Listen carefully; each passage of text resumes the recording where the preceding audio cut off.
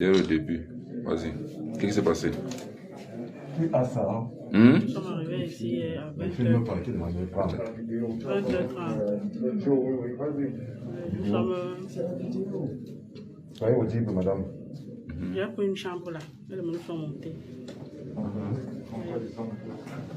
Nous sommes montés avec nos billets. Elle buvait la petite Guinness. Elle buvait La petite Guinness. Elle buvait le gin tonic. Elle est cassée. Elle a tapé la bouteille sur sa tête. Elle est tombée. Donc j'ai pris le début de le verre de la bouteille là. Elle s'appelait égorgée. Je suis rentré à la maison bouchée. Vous rentrez Au Billy. Vous l'avez laissé où? Ici dans cette Dans la chambre? chambre. Dans cette chambre? Non, la chambre d'en haut, 201. Pour quelle raison?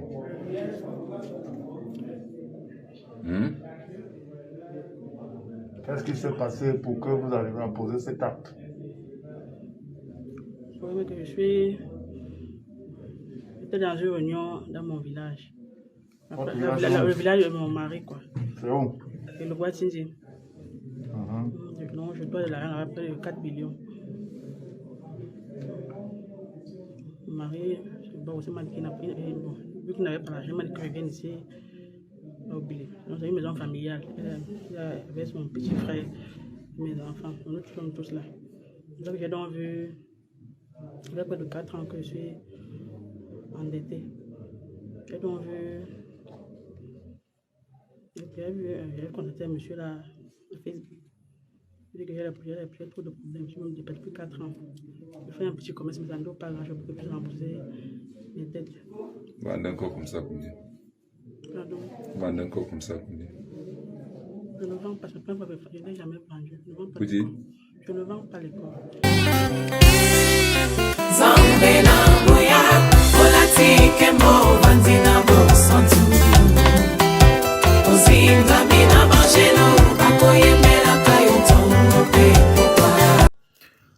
Mbote balandi MDGD TV mafuta sika nzambe apambolela ngai bino encore une fois de plus cezali ngai wa bino mère Dorcas la grande dame kaka ndenge tomesana koya kopesa bino basango pe kopesa bino tolibo ebi chaîne oyo objectif nango ezali pour conseiller simplement parce que Bible ezoloba na biso que trône ezalaka fermé na ba nombreux conseils ce qui veut dire conseil et koki ko bongisa pe via moto yango moni biso na lisungi to pe na etinda ya nkolo to fungulaki chaîne oyo pona koya koteya kopesa toli na baike vi ke mokili eta tellement na makambo ebele et conseil yango pe ba conseil ezali ekeseni eza na conseil na conseil ya na conseil oyo kobebisa via moto mais ato opesa toli kati na bonzambe ou encore kolandisa mama komi na nzambe. Pourquoi? Simplement parce que mutu akeli mutu eza nzambe. Donc ce qui veut dire pour via mutu eza la malamu il faut yoka pe atosa nzambe. Yango moni topesa atoli selon nzambe afin que mutu akoyoka azala bien. Nzambe apambola bino bandeko na ngai sango ya pasi lisolo ya mawa en fait. Lisolo ya mawa ya pasi bandeko na ngai bo prêter attention ou encore bo prêtaka attention à chaque fois bolandaka mère. Pourquoi? Parce que nalobaka penza ba mama moko oyo eza ba réalité ya ba vie auto ko vivre oyo les amis na lisolo ya lelo mambo esalemi na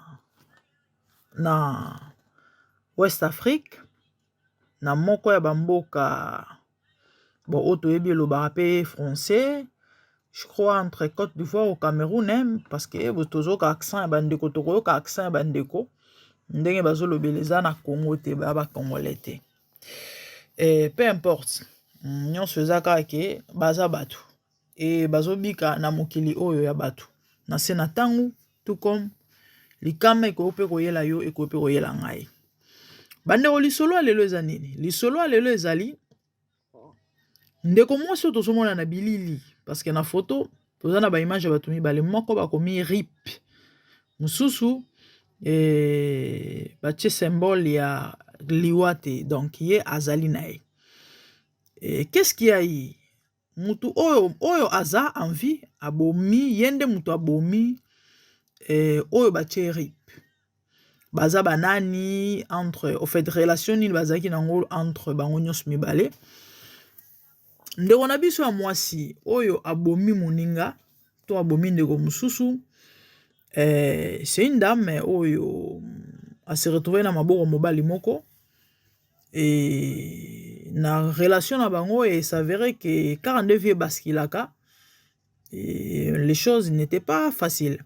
Donc moi réalité problème douleur passe rozanga et toyo kana ba dire na ye que bande ovanda na maison familiale. Et ça like ndeko wana mwasi bobi kaka bato musunde bakokana ba mpasi te banyongo via bakodefa gauche à droite et toyebi banyongo ya ba intérêt ezala na mo basinga na kingo kozwa de gauche à droite pona ozongisa na intérêt ti accumulé tellement ba dette que et comme il est likola mutu akoko respirer te. Et bato banyongo pe balobi bakotika été pression boyebi bato banyongo nde bazala surtout ba lefisa rambo na intérêt. Et ça li kende on a biso ya mwasi 42 to vivre étant batou azala peine à continuer à Facebook a kosala connaissance na ndeko mobali moko na kosolola mikolo nyonso na ndeko wana ba développer amitié toyebi kama mbango ndenge ezalaka toyebi réseaux sociaux okutanisa bato ebele. Et bato belé lelo babalani na ba réseaux sociaux, bato belé lelo basali ba amitié na ba réseaux sociaux, bato belé et na nyonso wana ba inconvénient ou encore ba retombé ezapé ebele. Et sali ke na kosola ndeko mobali aye kofungwama ndenge toloba na lingala afungwami aitale vi na ye aitale bapasi na ye atale et tellement kokaki te. Et c'est ce qui l'a poussé à faire cela. Et na likanisi kaka ya kosenga lisungi. Et na kosenga lisungi wana ndeko mobali ayebisi t'inquiète. To sunga yo, na kosunga yo. Aye ko invité ye na club na bango moko. Quand des assistants à musique, voilà. A invité, a pas participer. Au membre Sika. Ah, bayambi, welcome, solo lipening ezalaka. Nande ba ko rassurer que non, on peut t'aider, on va t'aider. Et ça li ke, so ki mo mikolo nde commence à mona ke, bazo sungi karaté. Ah, mais papa nanga bando lobo ko sunga ngande nini, ngana ko pe mate koto, bato nyongo bazo tikanga kimia te. Nazo ko kate, nini yango silakati. Telle pression le kaiming. Ah, eko décider. Tatana oyo ayebisaki kako aider ayeko décider ou encore ayeko proposer eloko mwa osala basala deal alobi na ye madame toyoki yo en fait mbongo azali na besoin sope ayi na faire ba $4000 elo mwa bajare wana po afuta banyongo ayebisi no tokopesa mbongo mais à condition il faut yela biso moto akokufa moto akokufa ngo bandeko ezate ke angene olokota moto akufa to ke no somba na morgue te de moto ngo il faut azala mowe ya frère ye moko bomi asasi ye akata ye puis amemela bango apesi adresse bapesi adresse tango yo koya na ye nde tosala yo virement bancaire ya mbongo kosenga et de faut boma moto wana yo moko de commencer à réfléchir 2 fois 3 fois 4 fois 5 fois mais kotambusa makanisi po bayebisaki ye ezokipe te mutu nyonso mokolo mwana moke mwasi to mobali tambusi makanisi esali ke ndeko aye komona ke toyebi kaka bapense ezangaka te basolution ezangaka te moto azala mpe na basolution na ye na makambo tu ndeko mwasi aye korealize nana mpenza na kolekisa mbeka belle sœur ndeko ya mobali na ye donc ndeko bomoni ya kokufa wana aza sœur ya mobali ya mwasi tellement pendant azala tango ba pression banda kosala ba pression ba mambo banyongo elle avait aussi essayé kosenga lisungi epai ya ndeko na ye ya mobali wana ayebisaki ye ke azela kopesa ye me na badifficulté azali na makoki te ya kopesa ye mbongo. Donc mwasi ya ndeko na ye ya mobali, belle sœur na ye, mwasi ya ndeko na ye ya mobali ye wana esala ye ke mokolo moko ainvité quelque part, nayebi te so akosaki ye cope nini bakende kokutana na hotel Songolo. Tozala hotel Songolo na toyebi te ayebisaki ye nini bakokende kosala kuna. Esali ke belle sœur na ye ti yoyebi ka semeki ya moto basolaka mpe bien na semeki ya moto pe ne connaissant rien du tout. Car nde Bible ezoloba lokola mpate bakomima na boucherie ayebi eloko te azoyeba na ye te makamini ezoleka ayebi na ye te. Bible ezoloba le cœur de l'homme les amis est tortueux, qui peut le connaître si ce n'est Dieu. Triste. Esali ke ndeko mwasi pa fa bimalaki que non nake quelque part. Donc écoute na belle sœur tout ça to ebite so mamni alobaki mami wana inde tant bakomi na hôtel bakomande à boire pendant que babandaki komela. C'est comme ça la dame, les amis, sans froid. Hey non, faut avoir les cœurs hein. Azwa mulangi tetia na mutu ya semeki na ete a bete bouteille ndo commence à perdre connaissance. Tant à quoi c'est comme ça qu'elle prendra la même bouteille pour l'égorger. Bon yo kango ye mo ndenga zolo bango et azaki bien préparée hein, elle était vraiment bien préparée.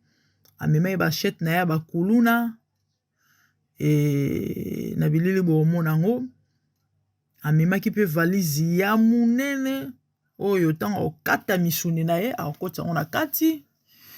En tout cas azalaki vraiment bien préparé na basac basachet basachet ndenge ezalaka basaki soki ya ndenge nini ya bamwindu ya bamwa ndenge po ayebaki ke non na osala opération epui na ozongisa boye na osala boye très bien préparé. Bandeko esali ke ntango akomi abeti molangi aégorge abandi pe kosala opération kati loboko kati motu kati kingo akati makolo ba membre inférieur supérieur alongoli tronc dans libumu atiepen mopanzi etanga silisi asoki yango pe na basaki akotisi très bien. Donc au fait il y avait rien au kabenda ke sans trace kotisi akangi bien na valise bo kangi valise ezali ba 20h30 bakomaki wana. Donc le temps ça l'opération babutu déjà kangaki certainement tam so ekoma pe déjà ba 22h. C'est comme ça que la dame abimi pe na hôtel na valise na ye. Tant abimi na hôtel juste na couloir ba fio basala wana bobi kaka cliente uti na chambre bozo mona zako aza ko kakata na ko benda valise moi kilo makasi. Madame ça va, je peux vous aider? Non, t'inquiète, non, non mais maman ça pèse apparemment vous n'avez ko benda ngote. Non vous ba comprendre mais valise zo mona na keza maman na kilo. Donc quand même pas ko bande onanga ya mbalo makila mutu ko sana te. Valise wana ande ko quand même pas ko bendango mais bizarrement alingi ba edete. Et comme ko la musa sensibilité à batu ko alerter bande ko basi wana. Mais c'est quoi cette histoire? Valise zo pese makasi boya alingi ba edete na sens ni do soka bombli bom meka bo simba non. Mais ezali kamunini awa kande baloba makila ya mutu. C'est comme ça que sali ke ba yindi ça honnêtement mais eza nini bon valise ba benga police nde na ko fouiller Et on constate que non, meurtre ndekwana bomi mutu. C'est comme ça la police est bano questionné. Nde bo totie la bino la bilili bomona, boyoka comment est-ce que la dame s'exprimait. Dès le début, vas-y. Qu'est-ce qui s'est passé? Qui a ça, hein? Nous sommes arrivés ici avec Tu ne me parles, tu ne m'en pas. 22h30. Nous sommes. Soyez audible, madame. J'ai pris une chambre là. Et les menus sont montés. Nous sommes montés avec nos billets. Elle buvait la petite Guinness, elle buvait Elle buvait? la petite Guinness. Elle buvait le gin tonic. Elle a cassé. Elle a tapé la bouteille sur sa tête. Elle est tombée. Donc j'ai pris le début le verre de la bouteille là. Elle s'appelait égorgée. Je suis rentré à la maison bouchée. Vous rentrez où? Au Billy. Vous l'avez laissé où? Ici dans cette Dans la chambre? chambre. Dans cette chambre? Non, la chambre d'en haut, 201. Pour quelle raison?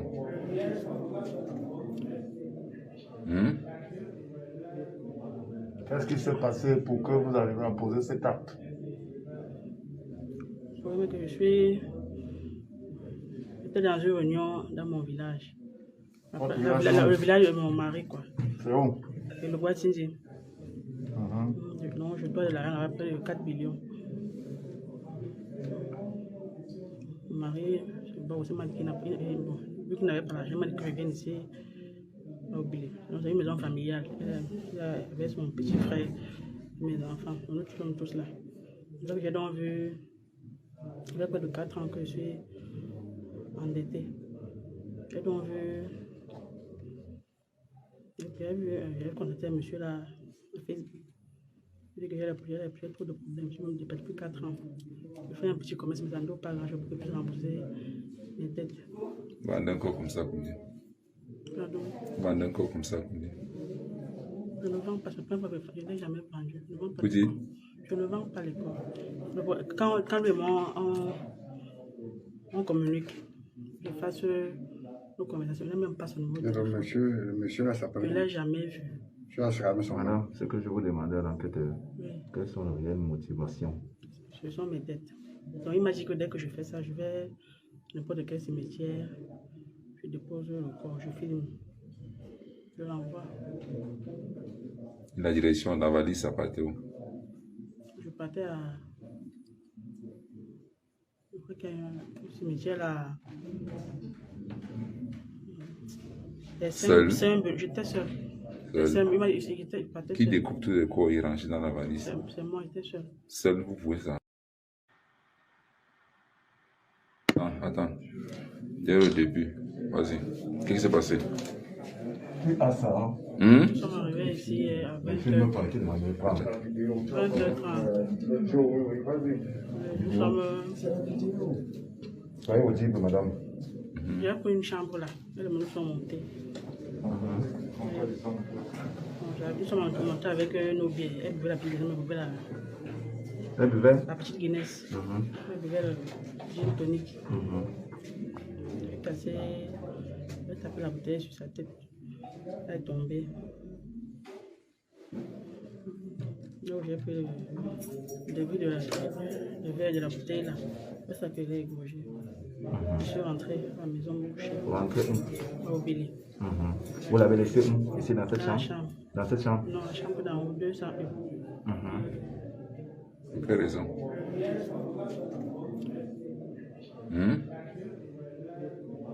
Qu'est-ce qui s'est passé pour que vous arriviez à poser cet acte? Le problème est que j'étais dans une réunion dans mon village. Votre village, Le village de mon mari, quoi. C'est où?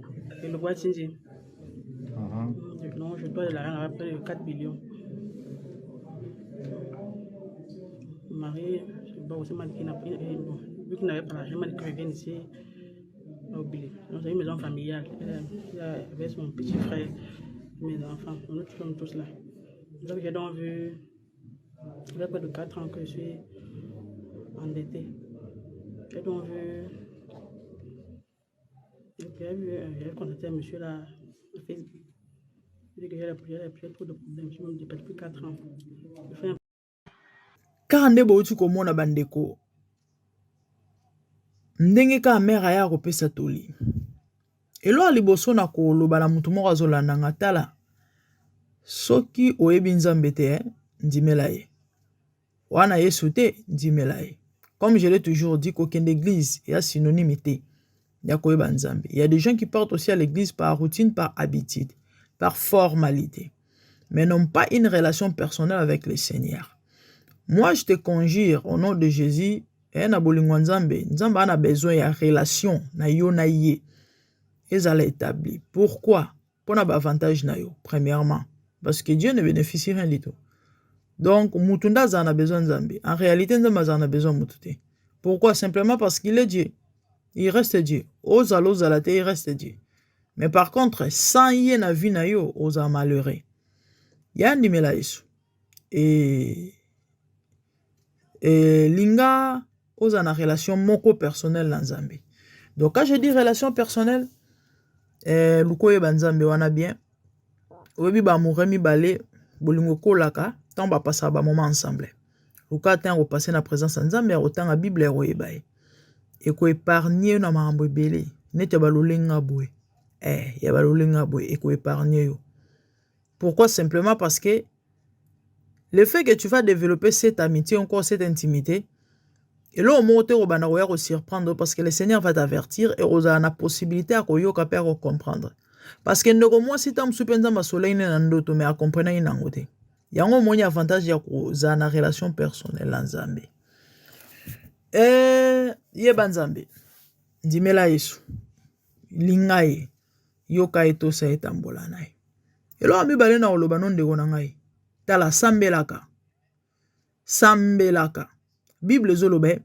Priez na Matthieu pour ne point tomber dans la tentation. Lo sambo et préserva mutuna bama bebele bozana ngoyi dete. Ndeko na ngai avant obima na ndaku na yo sambelaka. Tika journée na yo na maboko Nzambe banzelo kotambola pe nyonso kosala.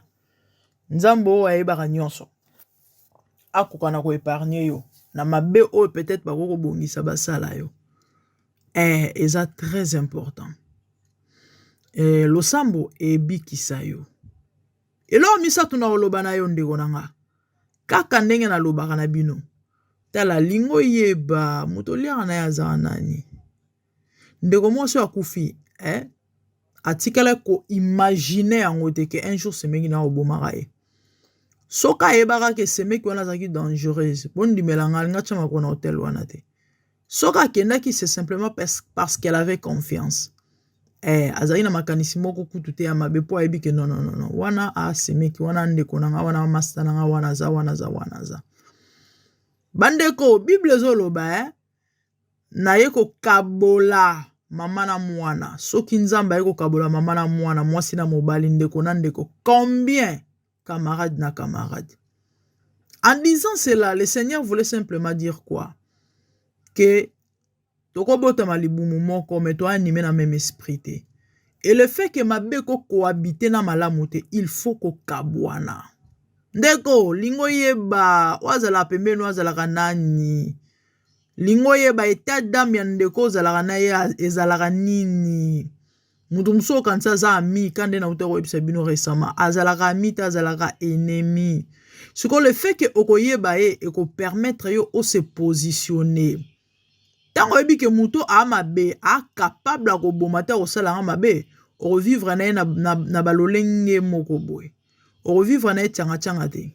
O kelia biloko na ebilela te. O tambola na etorola na etorosama mona te po yebi ke aza dangereux. Mama, papa, bondela kanzamba révélé yo. Master ozalaka na ebo benga na makopa ndeko na ngai yanga ndeko azalaka nani.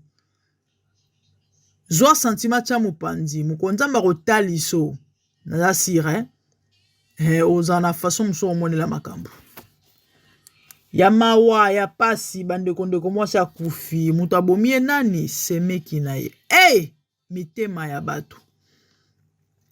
Les amis tozala biso molai te pona ko chite bandeko bosala très attention na ba relation oyo boko créer surtout na ba réseaux sociaux. Réseaux sociaux et bomi batou. Réseaux sociaux et bébisi ba vie. Combien de batou bakenda okufa na ba rendez-vous ba Facebook? Surtout basi. Il y a plus ou moins trop, je sais pas, quelques mois passés, fille moi Mundele na mona na news, une très jolie fille, il y a plus ou moins 22 ans, 21 et là moi ba Rwanda. Entre 19 na 22 ans ou 23 ans comme ça. Une très jolie fille, bandeko musika ya Canada. Ayakotala likangu na mboka Angleterre na Londres. Tala musika. Bakutani bayebaneli wapi na réseaux sociaux. Alongwe Canada aye. Nzokande ezalaki lié ya sacrifice. Ayaki nde po aleka mbeka. Aye pe ba passé ba bon moment na likangu ango. Et selon ba commentaire ba komaki ba lobaki ezaki ayaki na posa ko bongo lycée motema Saint-Esprit karaté parce que la fille azaki mutu ya mormon, amutu religieux en mormon. Et les garçons on dira azaki na bato ba sambela na bango te un athée si je peux dire. Un incrédule parce que comme on aura forme na ba tatouage donc na kingo soki na kota misu. Vous sentez que non au possédé.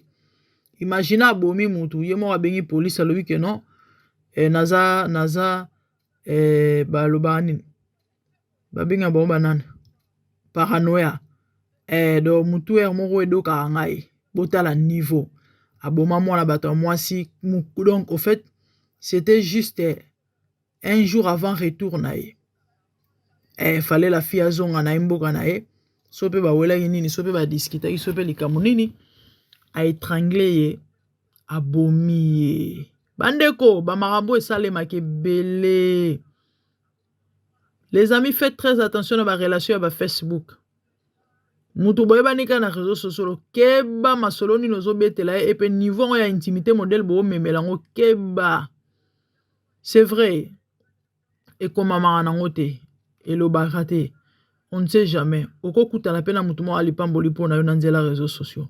Mais quand on a auto ebisabino et l'habitude de prier pour vraiment connaître et savoir qui est cette personne. Et pour sunga. Nana pas mal à ma solo ba réseaux sociaux. Et ya batu musu ba frôler liwa, ya ba misu pe ba kufi. Na roya pe robeta yango.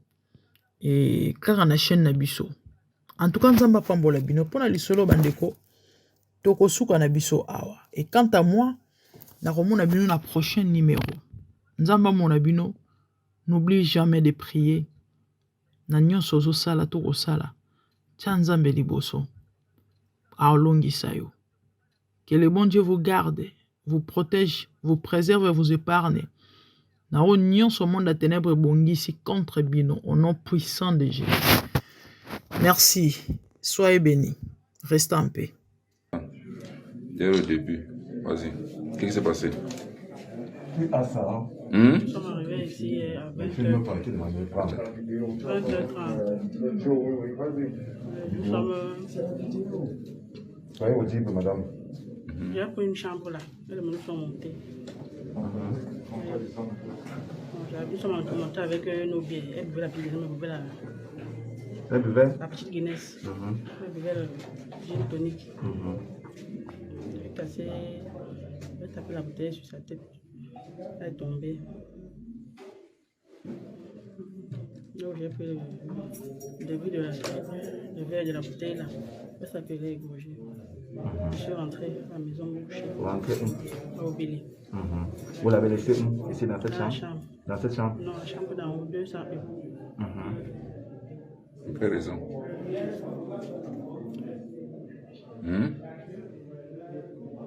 Qu'est-ce qui s'est passé pour que vous arriviez à poser cet acte? Le problème est que j'étais dans une réunion dans mon village. Le village de mon mari, quoi. C'est où? Et le bois de Sinzi. Non, je dois de l'argent à près de 4 millions.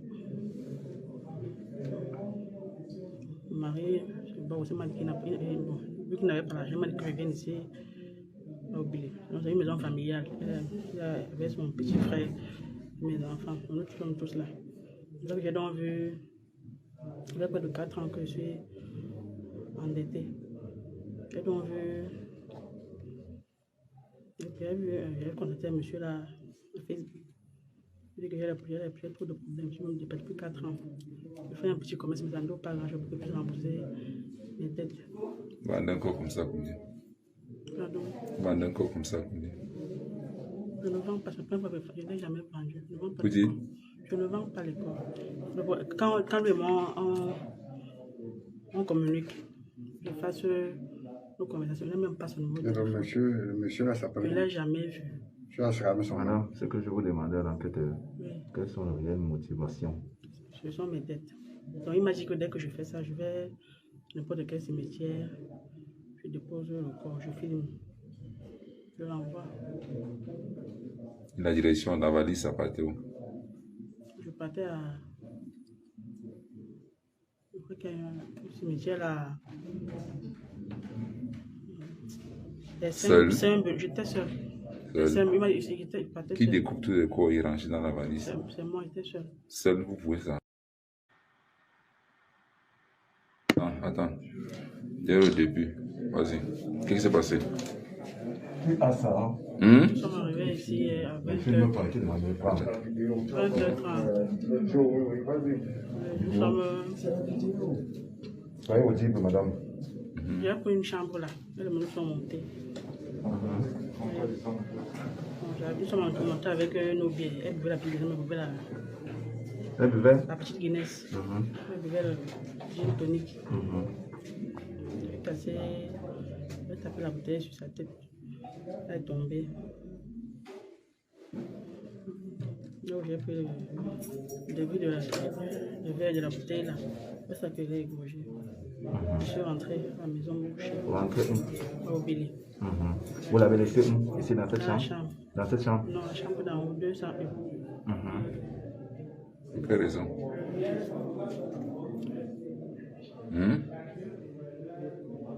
Qu'est-ce qui s'est passé pour que vous arriviez à poser cet acte?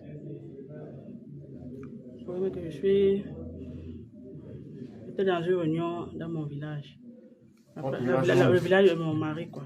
c'est où? Et le bois Tinzi. Non, je dois de l'argent à près de 4 millions. Mon mari, bon, aussi m'a dit qu'il n'a pas. Bon, vu qu'il n'avait pas l'argent, il m'a dit que je vienne ici à oublier. C'est une maison familiale. Il avait son petit frère, mes enfants. Nous sommes tous là. Donc j'ai donc vu, il y a près de 4 ans que je suis endettée. J'ai donc vu. J'ai contacté un monsieur là sur Facebook. Il dit que j'ai trop de problèmes. Je me dis depuis 4 ans. Je fais un Zambena buya, olatike mo vandina bo santu. Ozinga mi